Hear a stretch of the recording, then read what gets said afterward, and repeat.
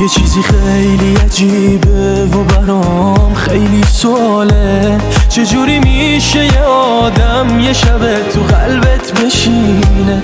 تو مثل یه اتفاقا تو رو میخوام، نمیشه این رابطه عزیزم که پنهونی بمونه. فرق داری تو عشق ابد و یه روز منی، شب و روز منی، الهی دورت بگردم.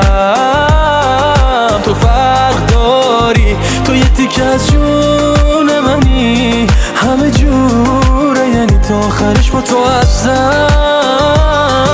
فرق داری تو عشق ابد و یه روز منی، شب و روز منی، الهی دورت بگردم.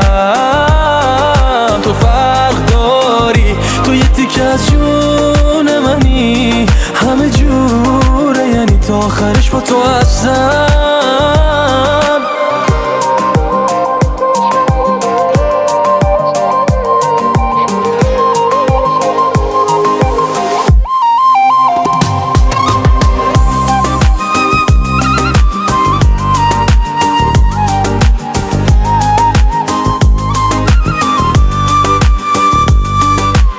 یه مارواریدی وسط صدف قلبم، با تو میخندم ولی با بقیه سردم.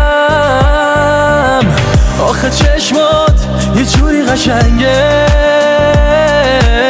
مثل یه نقاشی رنگا با رنگه. فرق داری تو عشق ابد و یه روز منی، شب و روز منی، الهی دورت بگردم. تو فرق داری، تو یه تیکه از جون منی، همه جوره یعنی تا آخرش با تو هستم.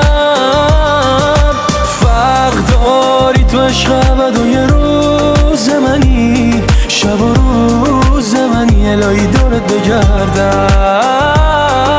تو فرق داری، تو یه تیکه از جون منی، همه جوره یعنی تا آخرش با تو هستم.